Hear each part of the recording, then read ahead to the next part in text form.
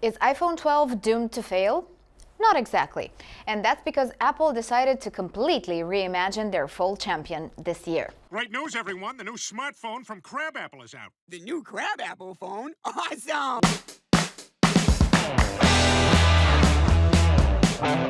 Welcome back to Need to Know. iPhone 12 will make or break Apple this year. Why am I saying that? Well, iPhone 12 is Apple's most ambitious phone yet, but it couldn't come at a worse time. This year has been under the sign of the coronavirus, folks. The outbreak led to a major production delay. Factories in China slowed down or even froze for a while as people were sent home to prevent them from getting sick. Yes, thankfully, they're starting to return to work, but the timeline is still all over the place. There's no way Apple is going to release the iPhone 12 as in the past years unless they double their efforts. Rumor is they're looking to diversify lens production at least, so that might be a solution to catch shopping season. Believe it or not, some analysts doubt that's gonna happen.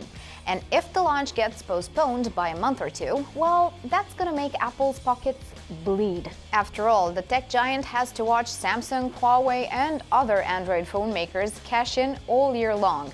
But until this year, they counted on a blockbuster iPhone at the beginning of fall to even the score. Now, their full-priced iPhone will have to compete with Black Friday sales and seasonal deals, plus their own iPhone 11 models, which many users might choose to keep for another year, tired of waiting after Apple. So is iPhone 12 doomed to fail? Not exactly.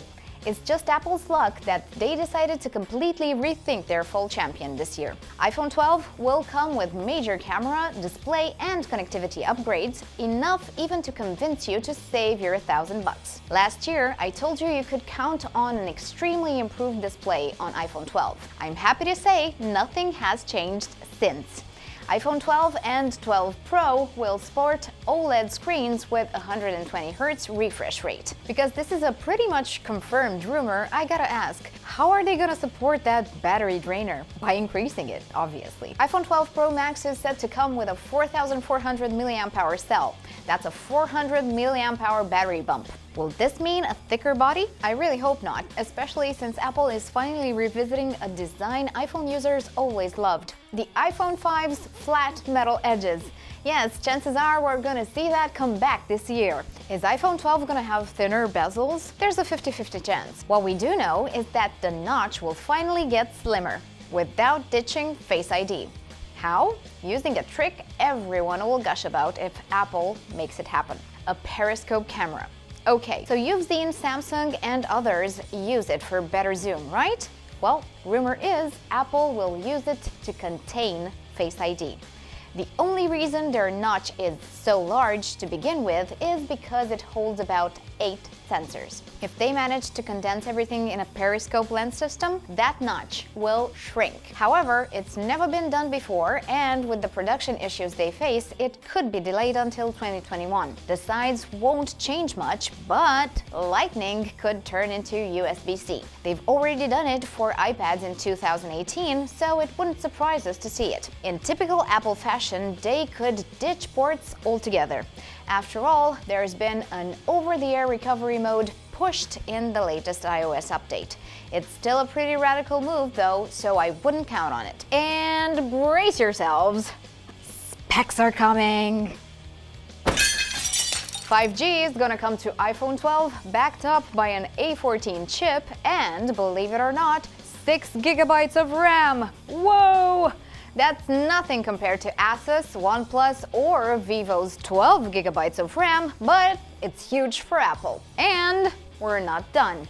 If memory got your attention, it's time to hear about the camera.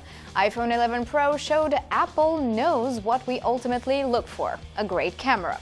So iPhone 12 is gonna build up on that with a 64, yes, you heard me right, 64 megapixel main camera from the mere 12 megapixel lenses iPhones had. Of course, a bigger megapixel number doesn't necessarily mean outstanding photos. Software plays a bigger role, and luckily for iPhone users, Apple has that nailed down. iPhone's 11 triple camera with Deep Fusion on the Pro was a big win for the company.